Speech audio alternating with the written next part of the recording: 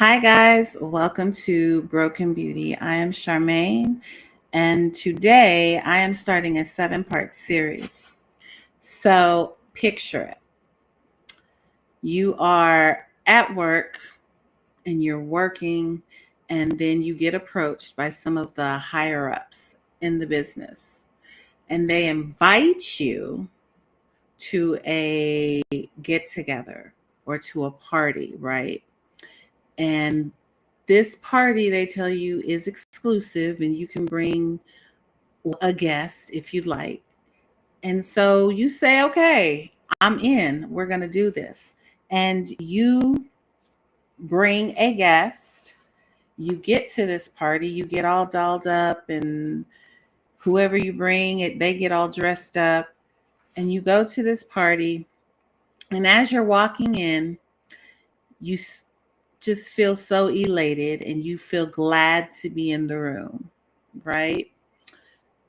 And you start to walk around, and then you start to notice that a lot of the people in the room are high level people, right? And as you walk around, you hear them come on the mic and they say, "Ladies and gentlemen, welcome to the dinner of the 100% high performers." And your mouth drops in awe because you are in a room with high performers, and not just any high performer. You're in the room with the 100% high performers in your field. And what's even crazier is you are one of the 100 high percent performers. As you start to realize and you look around, you see everybody in this room is giving their excellence. And as you begin to look around and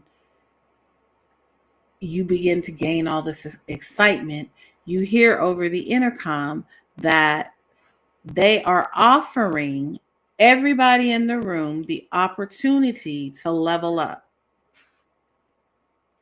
And as excited as it may sound, this is the kicker. Only 30% of the people in the room are going to grow wings and fly to the next plane. Because the other 70% of the people that are in this high performing group, they do excellent work. It's 70%.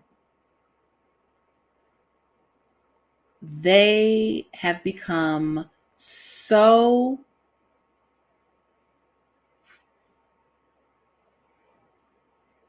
entwined. They are deep into the solace of what is known as the status quo bias. And you may ask yourself, well, what is the status quo bias?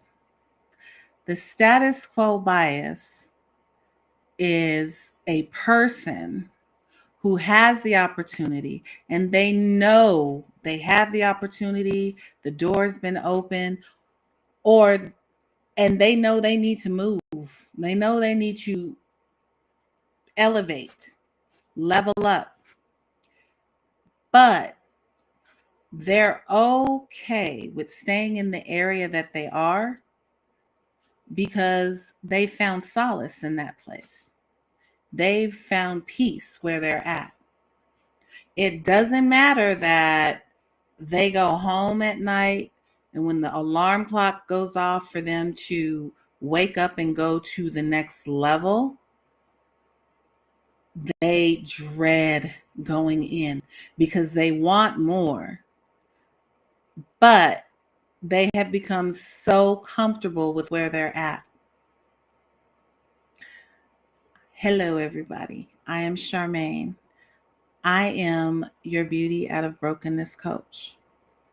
My purpose is to educate, empower, and equip high performing individuals like yourself to your unique talents and gifts.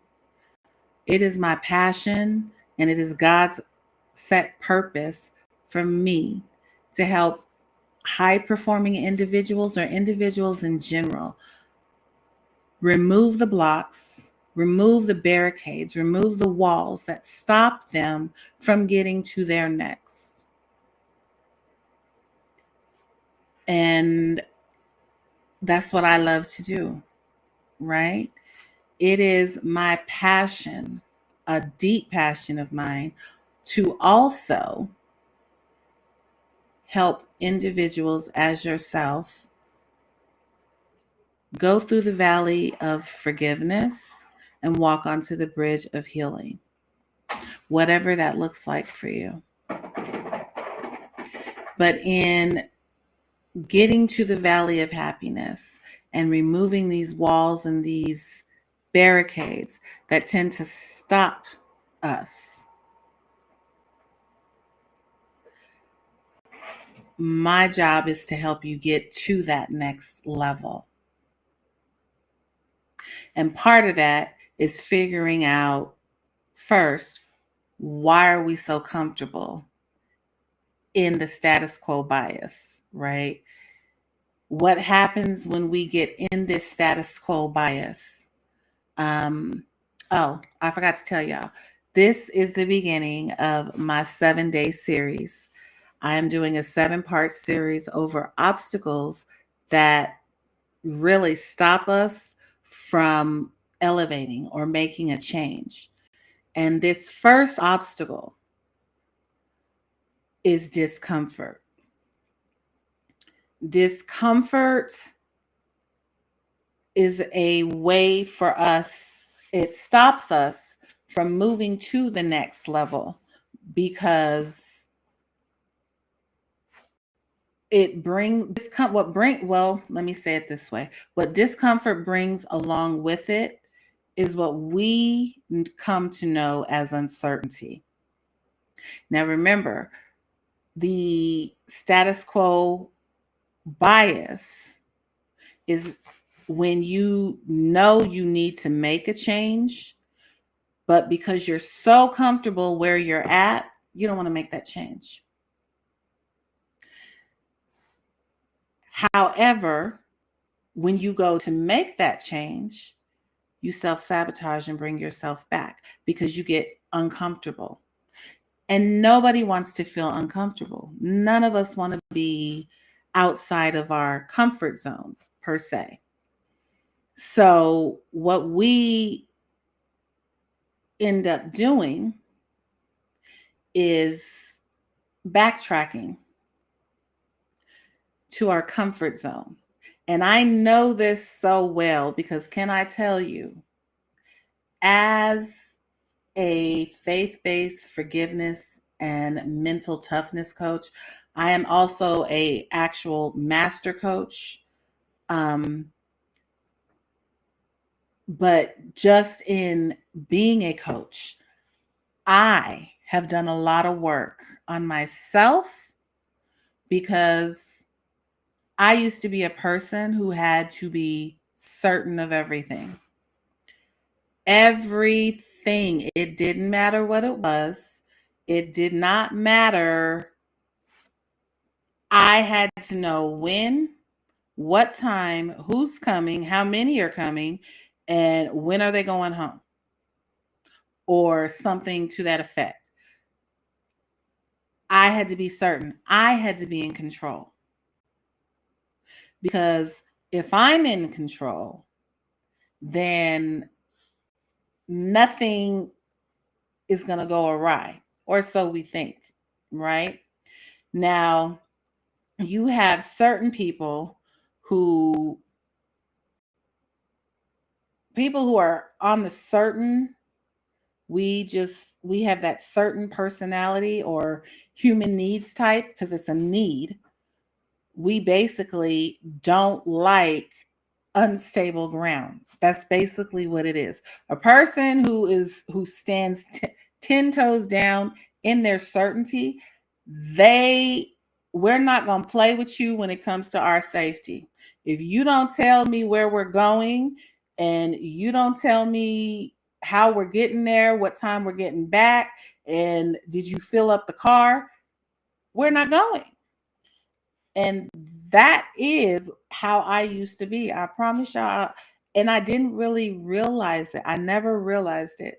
Very well organized, but I was just a person who has this type of need is one of those people that we come to know as they're by the book, strictly by the book. They're not going off the scale for nothing. And if they do, we got to go all the way back to square one just so they can figure out where we got off track at. Now, is that saying that everybody that likes to stay organized and just likes to have some type of strategy is a person who is by the book, strictly by the book? No, because there are people who are very well organized and they're okay with discomfort. Another way, there's two things that come with discomfort. And I call it the RCC. People who don't like being in that state of discomfort have a hard time taking risk, and they have a hard time with challenges because what they know is if I go to the other side, it's going to bring change. RCC. Risk, change, challenge. Right? We don't partake a lot in risk. Now, me, myself, I can honestly say, I mean, and y'all can applaud me, I have been working on coming out of that uncertainty or out of that certainty shell for a while, for quite some time. And I am doing very good. Now, I still fall back? Yes, I do. There are times where I will fall back into old habits, but I'm not as drastic as I used to be. But when we look at discomfort and how it has the capability of stopping us from change, it's because people who don't like discomfort, they don't like change, and they definitely don't want to take a risk. And what's funny is my son, who's getting ready to graduate this year, is the opposite of me. That little boy is a risk taker. Okay?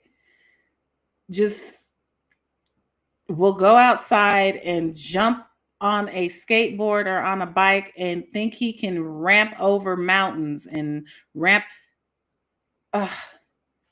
just puts me in a white knuckle mode every time I see him. I can tell when his mind is thinking something. That's how bad it is. And I'm like, no. And then he looks at me, he starts laughing. No, that's not what we're doing today. No. But here is the problem with not being okay with discomfort, not being okay with uncertainty. The problem comes in. We all have to have some type of balance, right? So there has to be a scale for certainty and a scale for uncertainty. And we have to find a way to balance them out. Because a person who is strict about staying in line and we have to go by the book, you never really get to experience life, right? It kind of keeps you in this cage where, well, I may want to do that, but I'm not going to do that because I know this is what's going to happen. The other thing with uncertainty, as I mentioned, is one of the C's, it brings change. And what happens with our brain, right? As we all know, our brain is set up to protect us.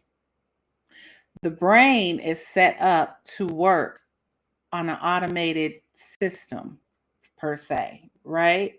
So anytime the brain senses that there is going to be some sort of change, or it feels like you're sending a lot of chemicals because you're excited that, okay, I want to do this. We're going to do this. The brain immediately triggers other chemicals to say, okay, alert, something is wrong. We need to shut everything down.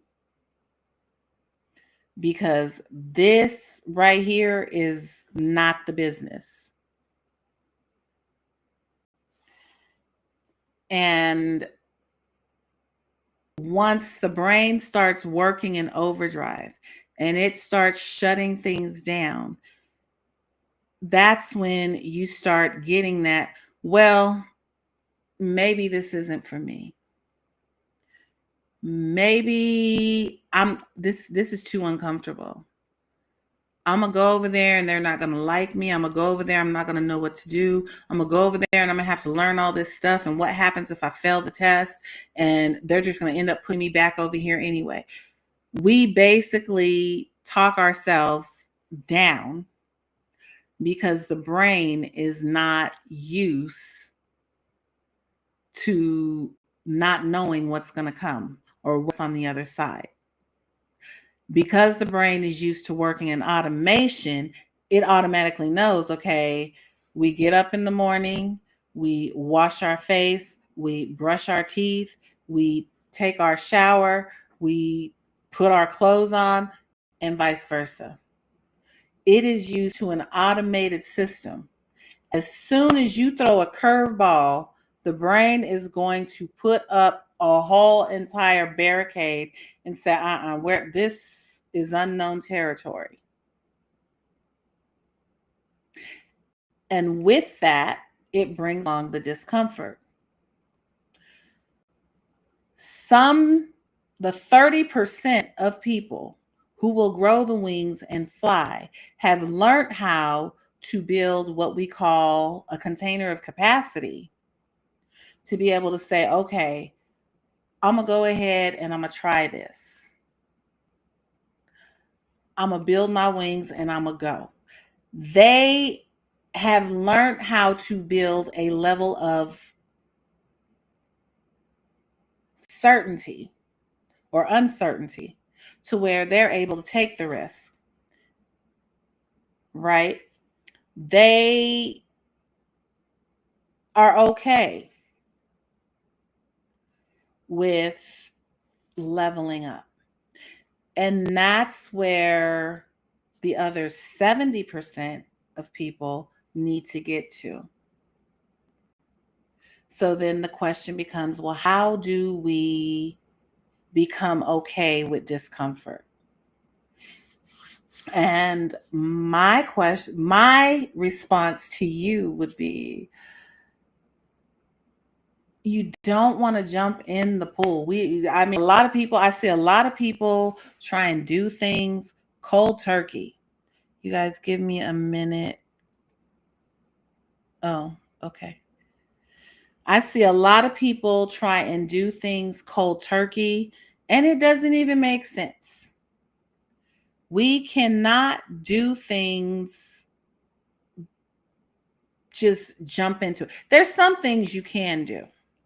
But when your brain has been taught to stay in an automated system and you have legitimately set yourself up to constantly be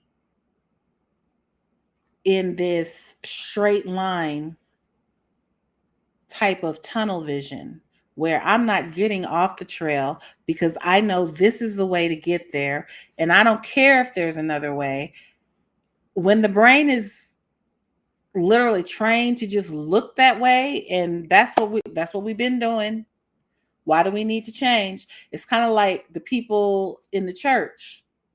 You have one generation that comes up, and then you have a generation up under them and say, well, can we try this? And the older generation is like, no, we can't try that. Why would we try that? What we're doing now is working. There's no reason for us to be trying to do all these other different things. What are you talking about? Right? So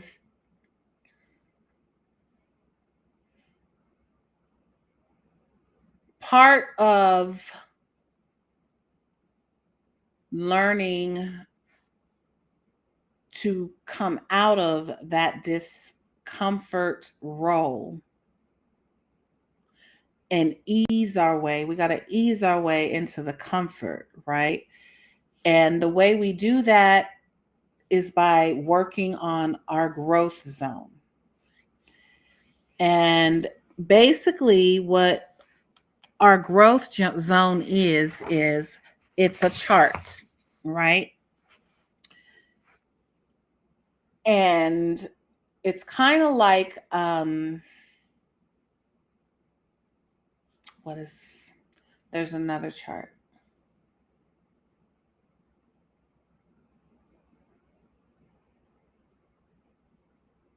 Circle of influence. It's like the chart that we have come to know as the circle of influence. And so the difference between the two is the growth zone has a bunch of circles, but instead of the circles going like this, right, it's kind of like held up like a flashlight. But in the middle of that circle, you have the comfort zone, which people who don't elevate because of discomfort. I would call this their place of situational bias. They're not going to move because they're comfortable here. They have found solace in this place, even though they know getting to the other side, there's going to be many blessings. They're like, I don't want to have nothing to do with it. So what the growth zone chart says is we can't move you too fast. But if we can take baby steps to get you to break the ceiling on the comfort zone, right? And come into the change.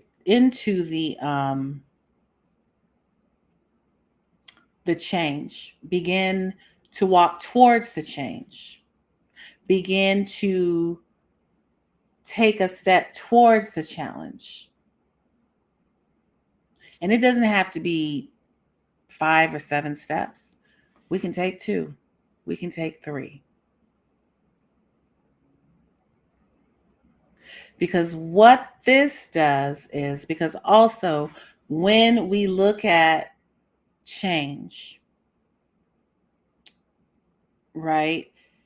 And we look at the discomfort not only brings uncertainty, it also brings a little bit of fear. Because again, I don't know what's going to happen. Now, yes, you say you're going to give me a raise, but what if I don't? What if I don't pass the test?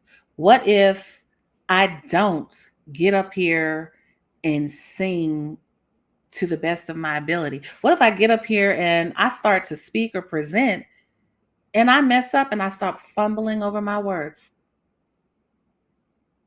I digress. I'll stay right here in my comfort zone. Situational bias.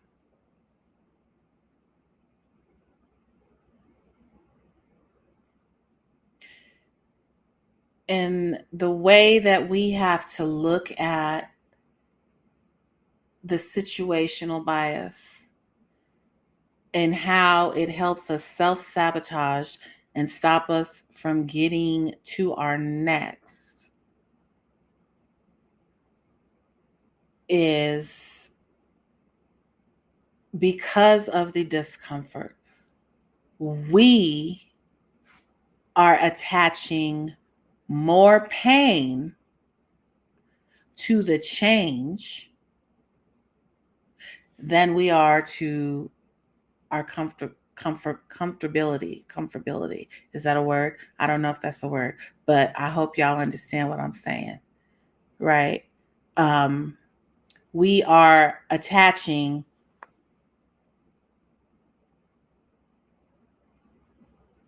more pain to making the change, to going to the 6 months of training,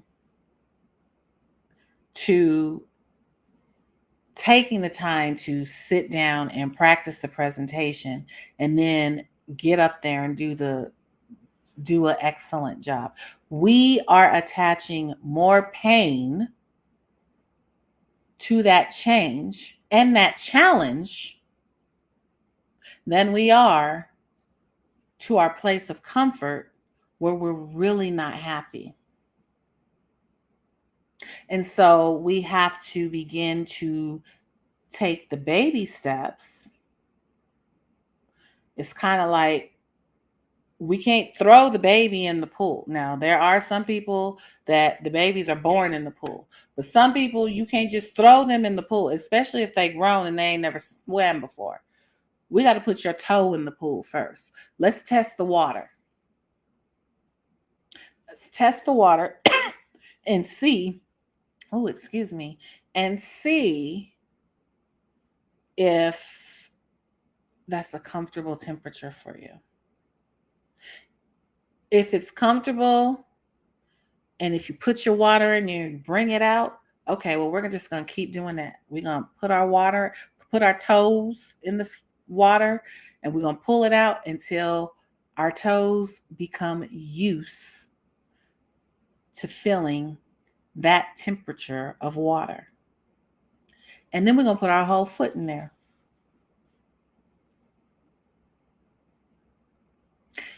And we see the water just moving over our feet. Okay. Well, now we got your feet in there. We're going to slowly start to walk a little bit more into the pool. And what that may look like in the situation of you making the changes. Okay, I'm going to sign up for the 6-month course. I'm going to apply for that job.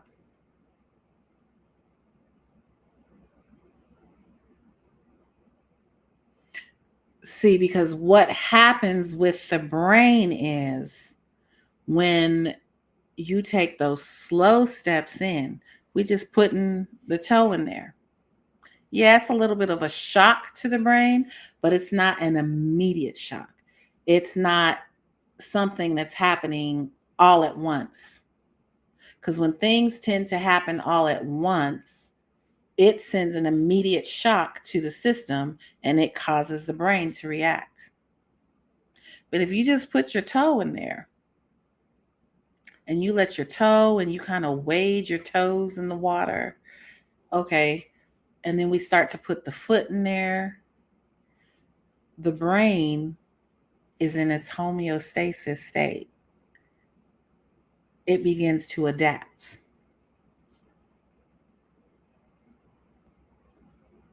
And the more you begin to do it, the more the brain is like, okay, I'm becoming used to this. This is a comfortable thing. And this is how we ease our way out of discomfort into our comfort state, while at the same time elevating to our purpose that God has purposed for us.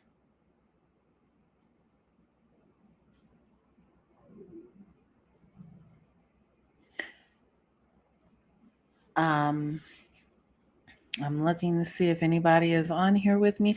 I don't think anybody is on here right now, and that's fine. But that, how long have I been on here?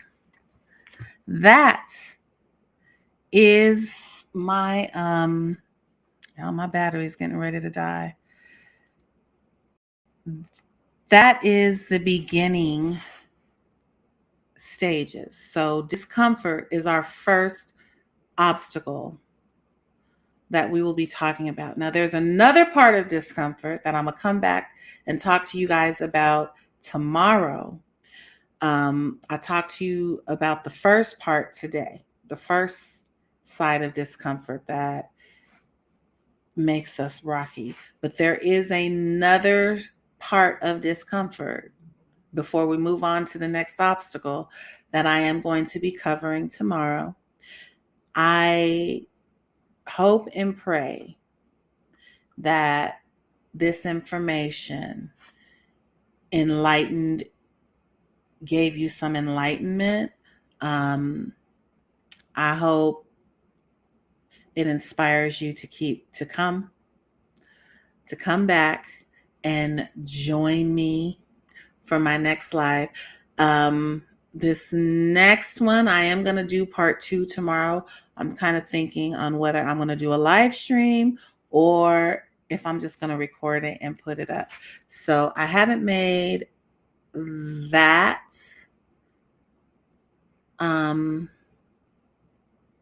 I haven't really come up with that yet, only because y'all, I'm so behind right now and I'm really trying to get caught up. But I know everybody don't do everything at the same time. As long as I can endure and get to the end, everything is going to be okay because I'm still walking in my purpose. But I am going to try and get on here and live stream. Don't know if it's going to be this late. I really wasn't planning on it being this late when I got back here at my house at 4:30. No, 5:00. And I had some business stuff I had to take care of, but I was so focused in on getting on here. And I said, you know what? I'm going to do a live. I'm going to do this and I'm going to do it in a live setting. And so many things just happen. And this goes to show you that I have been working on my discomfort, because back in the day, I would have got so irritated to where it would have put me in overdrive with discomfort. And I would have just said, you know what? Forget it. I'm not doing it. I'll come back another day and start this series. I'm not doing it. But because I have learned how to ease my way into things. And look at God, because I didn't even think about that. But I have learned how to ease my way. Thank you, God. Ease my way into things. It wasn't a matter, it wasn't an issue for me that the mics weren't working. And when I got the mic to work, then the camera went out, and vice versa. I stuck to just working on getting this stuff up, and here we are. And now I'm at the end of the live. But I do appreciate you guys for stepping in and